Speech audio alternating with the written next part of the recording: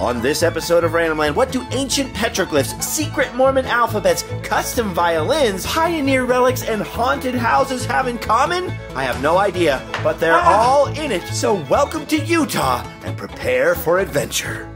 Well, good morning. Welcome to the wide open spaces of America's highways. I'm back here on the back roads in Utah, heading towards that itty-bitty little gap in the hills up there, where I'm hoping to see something interesting. Boy, look at this. Quite a crowd out here this morning. I actually drove all night to reach southern Utah, where we are now, because I'm heading out on a road trip of unknown duration and unknown destination. But the one thing I knew for sure is I wanted to get started a good ways away from LA. Apparently my plan was effective because, as you can see, we're not in Southern California anymore. Look at this, dude. Parowan Gap. It's hard to believe that this deep, narrow cut between these pretty high mountains was carved out by a tiny little stream that has long since disappeared into the ancient past. And it's even harder to believe that the rocks of these mountains are made of what's called Navajo sandstone and were once gigantic sand dunes. Weird, but as interesting as all of that is, Parowan Gap isn't famous for its geology. After all, nowadays we can blast holes in whatever mountains we want. This gap isn't famous for what the rocks are made of, but what's on these rocks. Because just off the side of the highway, if you take a close look, these rocks are covered with signs and symbols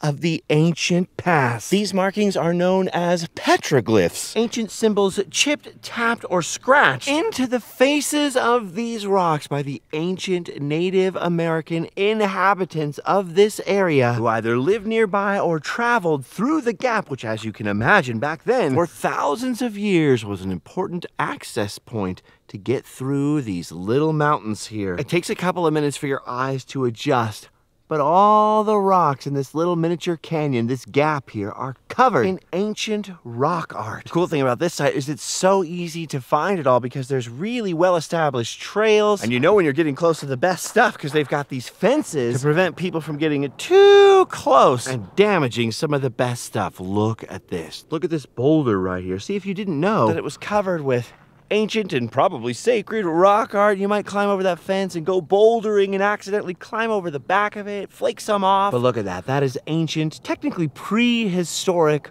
writing right there. Writing we can't exactly interpret, but many scholars and modern Native Americans contend that what you're seeing with most of the petroglyphs is sort of a written form of Native American sign language, which is somewhat universal across the continent, because obviously there were many spoken languages. And if that's true, that makes sense, because many rock art sites from the East Coast to the West Coast, but especially out west, contain very similar symbols. You'll see repeating themes across lots of different rock art sites, which may indicate that they were sort of universally understood symbols, and may explain why at some sites, like Parowan Gap here, multiple peoples or tribes, if you want, will claim a connection to the site. In the case of Parowan Gap here, both the Paiute and the Hopi people consider this sacred and have different perspectives on the rock art here, and with differing Native American interpretations even of the rock art, we'll never quite know maybe what it all meant. It could have been religious symbols, you know, a religious site. It could have been the story of the Great Migration. Many people think some of those symbols are Great Migration symbols, and they're probably right. Could be a counting of a number of days or an astrological calendar. Many things resemble signs in the heaven or line up with stars in the night sky. I guess some of them could be doodles that people made while they were bored and traveling and resting under the shade of a rock. And maybe the most likely explanation is that it's a combination of all of the above, but either way, they are signs and symbols from the ancestors of modern Native American people, some of which are thousands of years old, some are only hundreds of years old, and include like Hopi clan symbols, things like that, where certainly people can come and say, whoa, my ancestors were right here at some point, and that alone makes this site sacred and significant to not just Native Americans, but to all Americans, or at least it should. Didn't stop a lot of early settlers from coming and chiseling their names out here on the rocks, often right over some of the rock art, and it still happens today, graffiti and vandalism, although much less so than it used to. More people understand now not to be a jerk don't be a jerk face. That's the #1 good rule. And you can see here, see how this stone is lighter right here? It was probably vandalized. Things like the Bureau of Land Management or different federal agencies, local agencies, state agencies have been so much better in recent decades at finding ways to restore sites like this. They can't restore the ancient petroglyphs that get chipped away or damaged, but they can remove a lot of the graffiti, leaving us with just the ancient stuff. And so a lot of places you'll see sort of clean areas of the rocks, like suspiciously clean, and it might have been from a restoration project. I don't know about this place. What I do know is there are a lot of ancient symbols here, and they are awesome. Boy, it's beautiful out here in the middle of nowhere in Iron County. Look at the little parking lot area. There are some nice interpretive signs out here giving you some background information on the petroglyphs. If you have time for hiking, from what I understand, there are trails stretching away to either side of the gap where researchers and such have found even more petroglyphs. No time for hiking any long distance this morning, though, because as awesome as this is, and I am stoked that I got to come out here and check out this incredibly sacred and special place. I've got another mission to accomplish here in southern Utah. A mission involving a secret project and a bunch of wood. So it's time for us to head through the gap and down the little roads off to the 2-lane highways and eventually into town. Well, welcome to Cedar City, Utah. And look at this little downtown down here. It is so much cuter than I ever possibly imagined. I've driven through on the interstate a billion times, but I've never been to the old historic downtown before. There's so many little cute shops, so many old school buildings. Just look at this one place. Look at just the little soda fountain, the old school pharmacy in here. Each one of these places is epic. There's statues everywhere and talking about the pioneers of the 1850s when this place was settled. So many towns like this in America, all across America, in every state I've been to, where you could just spend a couple of days loafing around, checking out the cute little shops. There's just not enough time in one lifetime, not enough time in 10 lifetimes. People ask why I don't travel more overseas. It's not that I wouldn't love to, it's just that there's so much to see in the United States for a fraction of the cost and with equal amounts of wonder. Anyway, I'd love to check out all the little shops down here, but I'm here for a specific shop. This shop. Whittlesticks. Now, Whittlesticks here is a violin and guitar repair shop, mostly repairs, but it's owned and operated by a master luthier, which is an instrument builder, my friend Luke Heaton over here, who also happens to be a friend of the show and a Randomland member. How about that? Being a master luthier means that in addition to just repairing instruments, Luke can build instruments from scratch out of wood. Look at that. So he made this violin. Dude, you made a violin and you started with literally just blocks of wood, right?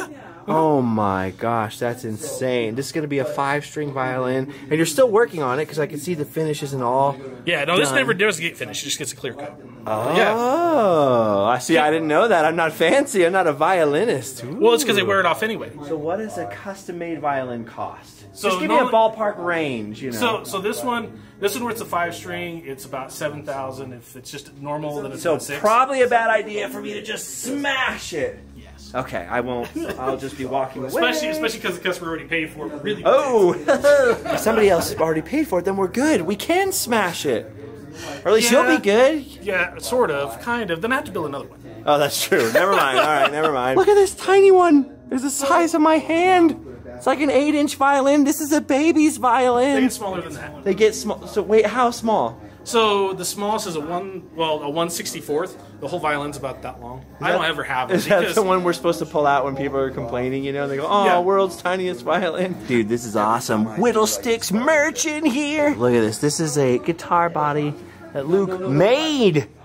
That's incredible. But an old neck is going on that one, right? Yes. So you're not making a custom neck for this, but you made this out of wood and imagination? Yep. That is so crazy. You can actually see photos of this one as I was building it on Instagram and stuff. Now this may be surprising to you, but I'm not here at Whittlesticks for musical instruments. Not today, anyway. I'm here because Luke has been instrumental, pun intended, in helping me with a lot of woodworking questions as I've been carving stuff, and so I have brought him sort of a collaborative secret project made of wood from the van. He's not going to be working on that up here. He's going to be working on that down in the secret bunker. Oh my gosh, look at the size of Luke's wood shop. Look at all the wood.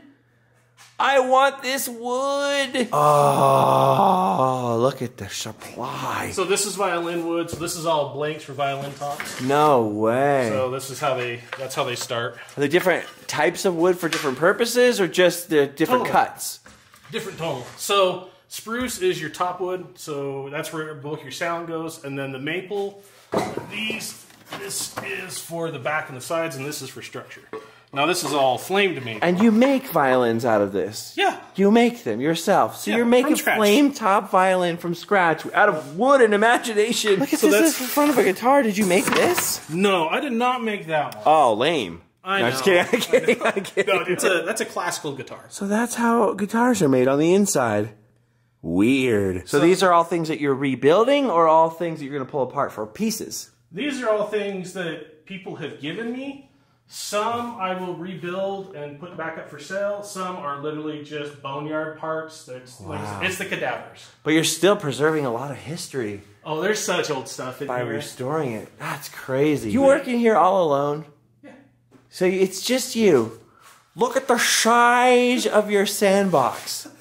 And the problem is it's not big enough. It's not big enough. It's not big enough. It's never big enough. Oh, and this is the worst vice ever to have. What, the worst vice? Oh, worst vice. Because there's always the new tool. There's the next biggest, best tool. And you can sink so much money. But you're making stuff out of it. Stuff that will last forever, which is awesome. That's why I do it. All right, guys. If you need a guitar repaired, or you want to buy a custom-made violin, or you just happen to be in Cedar City and want to stop somewhere interesting, come see Luke at Whittlesticks.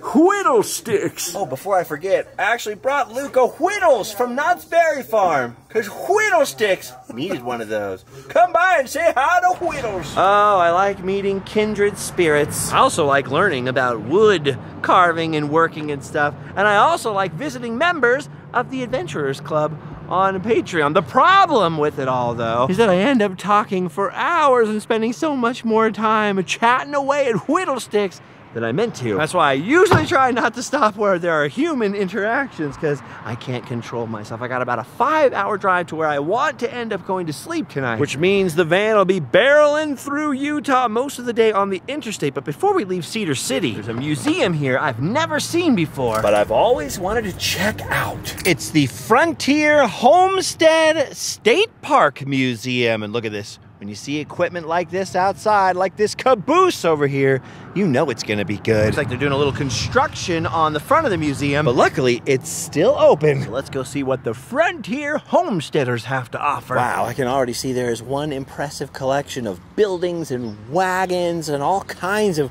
weird stuff outside here. But before I get too lost in the weeds, I guess it's probably a good idea to head into the museum proper, since that's where we would have entered if there was no construction. Ooh, look at all of this. Definitely a lot of work going on. Not everything is on display that normally would be, but you can still get a good sense of what it would be like when it's all open. To be honest with you, I'm sort of relieved that the main museum is pretty much closed, because it leaves us free to concentrate on these old buildings like the Pioneer Cabin right here, which frankly is what I'm a lot more interested in. Look at this. Do you know what this is? This is the oldest log cabin in southern Utah. It was built in 1851 in Parowan, out where we were earlier today. Appropriately enough, by a guy named George Wood. He later moved it into the old original fort here in Cedar City and then onto Main Street, so this cabin's been around. Apparently over the last 172 years of its existence, it was the birthplace of 24 children. I don't think all those children were George Wood's, but we are in Utah, so you never know. Man, look at this place. It's actually sort of nice inside. The inside logs are all sealed up and whitewashed. You have a very nice brick fireplace over here. You got your cabinet with your fixins, your old rocking chair, your table, your Pioneer bread. But imagine living in here doing all your cooking, all your washing, all your sleeping, all your reading, all your gambling maybe, or domino playing, and all your mating, birthing, and child raising all in one little room like this. Of course, there would have been a yard outside. And in the pioneer days, I imagine, they had plenty of space to run around outdoors, all those children, and sleep outdoors if the weather was nice enough. And look at this, they got the old water pump here and some laundry so you can do activities. Oh, they've literally got it set up so you could do laundry out here and demonstrate how hard it was for the pioneers to do it. No need for us to try that today. I believe them, you know. I'll stick with the Kenwood washing machine or whatever we got. Yeah, what a tiny little building. 1851 out of hand-hewn logs. Now, coming as I do from Southern California, where the median home price is somewhere near $800,000 now, I'm very jealous of the day when you could just build your own house out of wood and there was no county inspector or anybody else to bother you about how you did it. Just set it up on some land and live your life. This is cool. Look at this big outdoor oven out here. It looks like a lot of this stuff is functional. Like, they definitely have field trip groups and stuff like that, and they're able to get hands-on with pioneer history, which is such a great way to learn. Look at this behind me. On certain days, they do candle-making demonstrations out here. That's sick. Now, obviously, we can see a big, impressive house back there, but look at this building right up against the parking lot. This old log building was originally an old Cedar City granary, you know, a grain storage building, but it is now the Deseret Schoolhouse. They've set this up to teach visitors like us what it was like to go to a one-room schoolhouse for a school. And look at the blackboard. In this schoolhouse, you could learn something very unusual indeed. The Deseret alphabet. Oh, that's right. This was all Mormon territory. It was sort of the state of Deseret. And over and above all of its territory was the main Mormon himself, Brigham Young, prophet who brought all the Latter-day Saints westward across the Mississippi River and into Utah, which was then not part of the United States. And here, he decided to come up with something called the Deseret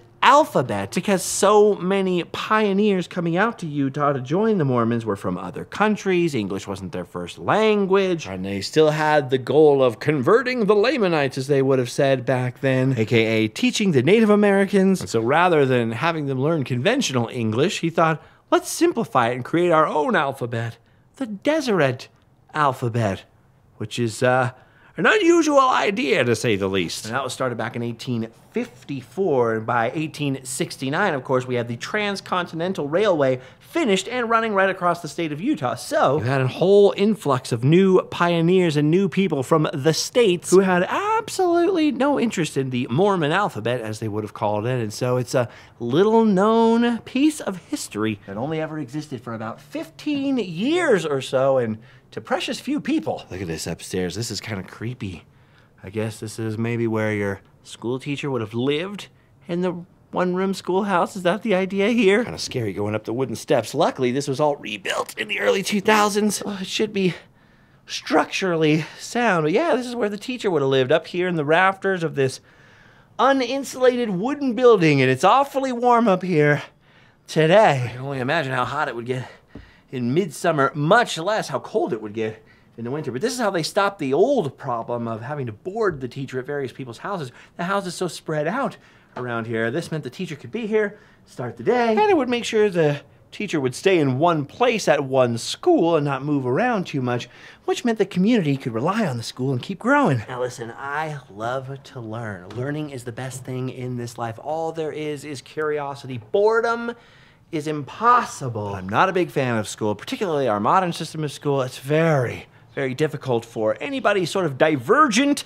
like me to learn in a system like that. I don't fit in very well with any kind of system, really, but especially the old school system. However, I do really appreciate teachers because they're doing a very important job. We need teachers in this world. You know, learning is the most important thing you could do. Fill your mind up. You only have one life to live and one life to learn in. Luckily, I never had to learn the Deseret alphabet. I don't think I could have handled it. And luckily, even though I didn't get along with most of my teachers, to be honest with you, at least in my day, they weren't allowed to spank you with a paddle. Look at this thing. Old hickory here. A little bit of discipline. I did, however, have to spend most of my school career like this. You face the corner, okay. man. Yes, ma'am. Jeez, that is really hefty. Couldn't have hurt that bad, though, right? Ah! Wrong! Not really smart. I don't like school anymore. All right, now as we emerge from the old school house, past the pioneer garden and the old chicken coop, we finally get to find out what the heck this is. Look at this old house. It's not very wide. It has almost a forced perspective appearance, you know. It appears bigger than it really is. But man, is it awfully grand looking. Look at this beauty. Back in the 18-diggities, this must have been one impressive domicile. Hey, look at this. It's climate controlled. That's good. It's the only thing I love more than history. There's some good air conditioning.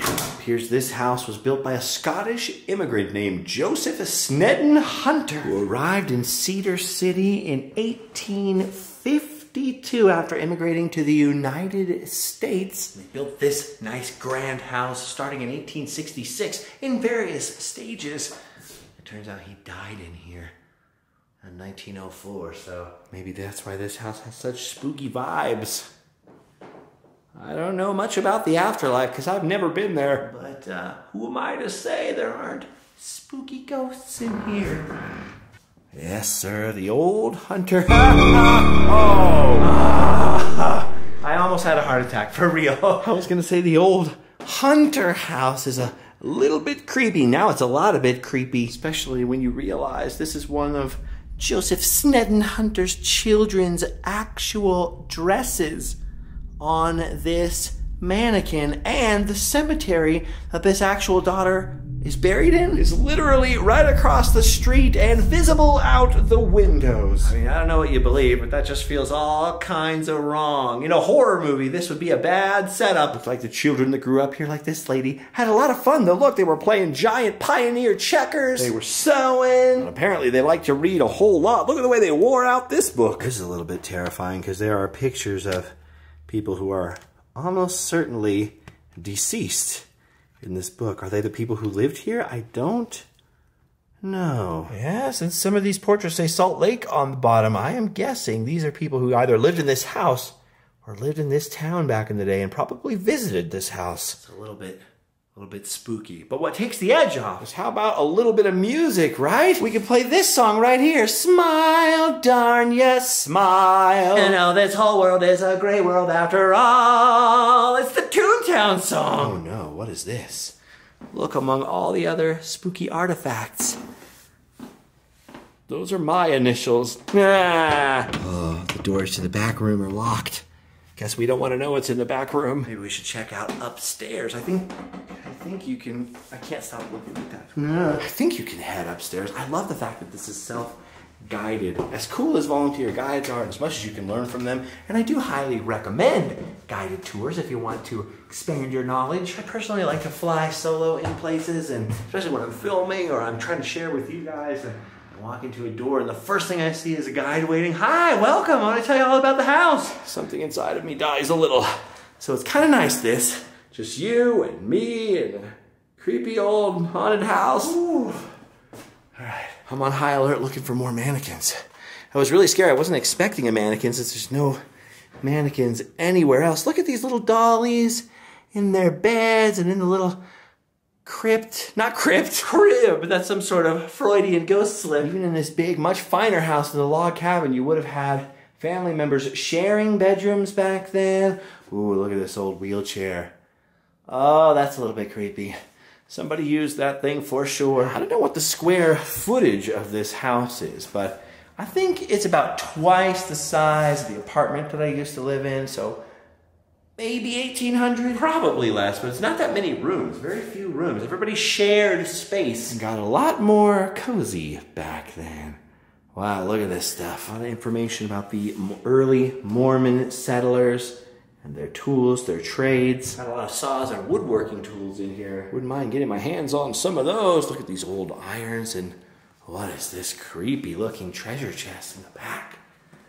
Oh, it's like a travel chest? No, it's a tool chest. There's literally wood carving stuff in here. I need this chest. What's really crazy is they are relying on that famous Mormon politeness, that famous Utah politeness, because a lot of these chairs and stuff are old original furnishings and artifacts, and it's self-guided. We could sit on anything we want. We're not going to. I'm not going to be the guy that breaks the couch made out of string or whatever. But I'm just saying, I have noticed in Utah, in places like this, there's a lot of reliance on the honor system. Not just Utah, really all over America. In terms of manners, something about living in big cities, ooh, I almost fell, just tends to unleash the animal in some of us, I guess. I mean, there's good and bad everywhere, of course, but you don't see a lot of gangs out here in Cedar City, Utah. But maybe, then again, that might just be because I'm a visitor. Maybe there's a hardcore gang out here, a mafia, and they run the pressed penny racket. I'm not kidding you. Several times as I've been walking around, I've heard creaks coming from other parts of the house. And it always sounds like they're coming from in here. I don't like this room. Dude, I'm not Zach Baggins or whatever his name is. I'm not a ghost man. I'm not a psychic. I don't have ESP or supernatural powers. But if I had to guess, this is the room to stay out of. That's all I'm saying. All right, let's get the heck out of here. It's a pretty cool place, and they have an impressive collection of wagons, both farm equipment and domestic wagons, no doubt gathered from all around these parts of the Old West. Unlike the mining towns that are so glamorous in the gunfighting movies, the reality is that most of the Old West filled up with people who came out here to get land and do some farming. Mining towns and railroad camps were a thing. In fact, Cedar City even had iron mines nearby. That's why Iron County and whole ghost towns that have since disappeared. So those would usually attract booms to an area and maybe the first seeds of a town. But many towns all the way across America, from the old West in Tennessee, Kentucky, Indiana, to the new Old West, like out here in Utah, Nevada, where people from Nordic countries who wanted to come and start their Lutheran churches or whatever, or the Mormons who wanted to come and do whatever it is they do in peace, and a lot of people who just wanted to have a nice, settled domestic life out here. And that's why most of the pieces of Old West history like this are farm wagons or carts. I don't even know what this one is. Some kind of big old piece of machinery. Look at that. There's a big belt up there. There's an old grain wagon, maybe? Could be. And look at this, a toy maker's hand cart. Look at this hand cart right here. Many of the Mormon pioneers came west from Missouri after traveling over from England. They got out to Missouri by railroad, and then they would travel all the way to Utah on foot, pulling a hand cart with all of their earthly belongings on it. Now, this one is well built, and it's sort of easy for me even to push, but after just a minute or so, it started to get quite a bit heavier than, not even a minute, 10 seconds or so. And even though it's relatively easy for me to roll it right now, empty, pretty much unloaded across this flat, paved piece of concrete, you can imagine this would be extremely difficult to pull across the plains of Nebraska, all uneven and bumpy with rocks and sagebrush and ravines and deep sand. Not to mention most of the actual Mormon hand carts were built out of green wood way back where they started on the trail, and they were drying and cracking and falling apart, and they were greased with axle grease, and oh man, it was a whole mess. Fascinating chapter of history, the Mormon settlement of Utah and what they did out here before it became an official part of the United States. It was like just a whole weird, separate chapter of history, almost a chapter about a different people, a different nation than what we have today in the LDS Church. Yet weirdly, outside of Utah, it's not a chapter of American history most Americans are familiar with, but absolutely fascinating stories, man. The Mormon Handcart Disaster, I think, is the name of a book I read about just the handcarts. Fascinating stuff. Dude, I can't believe I've never been here, and this place is like minutes off the interstate, if not seconds. It's like just outside of downtown Cedar City, and it's quite a little spread. They have their own little miniature creek, their own little miniature forest where they can do axe throwing or archery. I wouldn't assume that they would use guns, but I guess they could use guns out here. And then look at this. This is awesome. I didn't know one of these was out here. This is a replica pit house. This is how the Fremont Indians would live. And the Parowan Fremont are suspected to be the ones that did all of those petroglyphs we were looking at earlier. You can see here the traditional entrance by ladder through a hole in the top. Very common all over the Southwest with all kinds of different groups. And then we have the entrance for us gringos here. It's absolutely fascinating that the way people lived for thousands of years out here was with no air conditioning, you know, no insulation, meaning like fiberglass or foam or whatever we've got. But they figured out that if you dug your house down into the ground, it actually does feel way cooler in here than it does just a few feet outside of that hole next to me. Like maybe 10 degrees cooler. You could stay cooler in the summer and warmer in the winter if you just basically dug yourself even half of a cave and then built this earthen house over it with timbers. Human beings are so resourceful. We're the craziest animal that there is, you know? I mean, look at this, that's awesome. Until I learned anything about frontier life or how the Native Americans lived out in the desert, if you would have dropped me down in the desert and said, build a house here and survive, I don't know what, I would just have a couple of bushes and just be out in the sun burning and being miserable. These guys were geniuses. It's cool, this isn't the only type of Native American shelter they have out here. In addition to this facsimile of native petroglyphs, they're showing the way that the southern Paiute could survive with even less shelter. These are called wickiups. They're little brush houses. You could almost say like brush tents, little improvised shelters made out of poles and brambles and bushes. And this allowed them to go far away from where there was any significant timber to build a bigger house or even a pit house. Dude, and the Paiutes could survive like where Bear Grylls couldn't survive, you know, and have a life. Amazing. There's definitely a bunch of stuff about the mining out here, what it was like to live in a mining town. They really do cover several walks of life because you got everybody from the Fremont to the Paiute to that first log cabin. They even have a line shack here that went along the telephone line between what's now Bryce Canyon National Park and Cedar City, just to show you how the guys that maintain the telephone lines lived out in the wilderness. Not to mention the insane depth of farm history and farm equipment out here is really mind-blowing. Look at the old sheep shearing shed. And they have so many old tractors and plows, threshers, and things I don't understand at all. I've traveled a lot over the American West, and yet I still know very little about farming. No one's ever brought me to a big farm and showed me around, except my great-grandparents. They owned a dairy farm. That was up in Canada. So I guess if any of you have a big old farm you'd like to show me around, I should pop out and see it. All right, we're running out of time out here, but I definitely had to check this out. Look at all these logs over here. I just realized, I guess this is a nod to the original fort at Cedar City. I don't know that it would have looked this simplistic.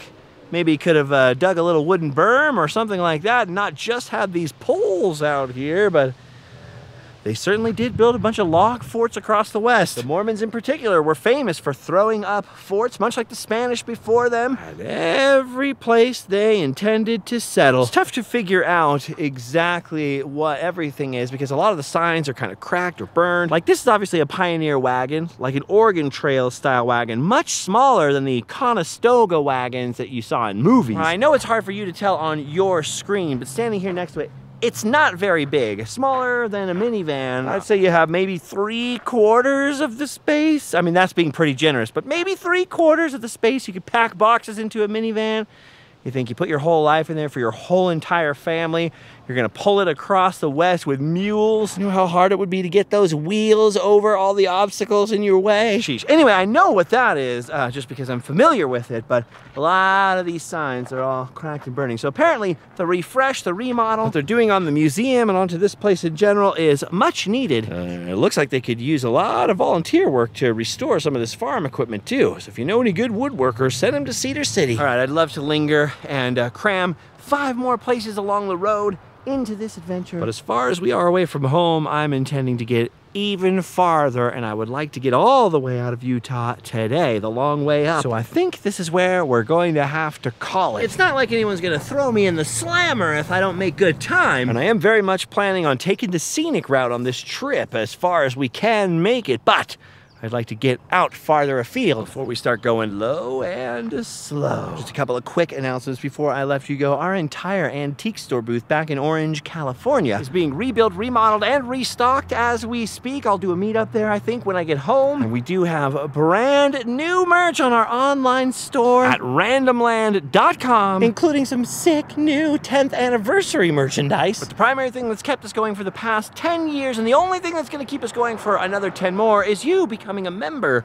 over at randomland.com, or you can check out the links down below and head over to Patreon. You are the ones that keep the show on the road. And now that I've done my duty telling you that and showing you all this stuff, We've all done our duty. You can go home and sleep well tonight. By the way, look at this. Look at that stinking dragonfly. Looks like a seahorse got hit by the van. What in the heck is that? All right, see you guys next time. Bye-bye.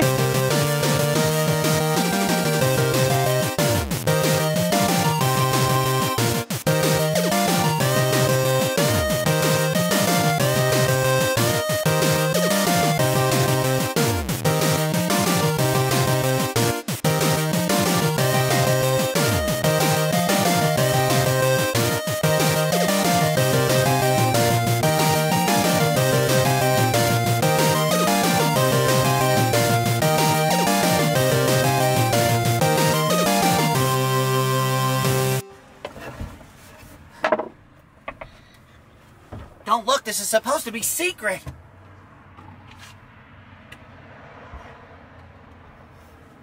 Stop looking. I feel like a gnome. This looks like every default picture on YouTube that they do now. New school default picture.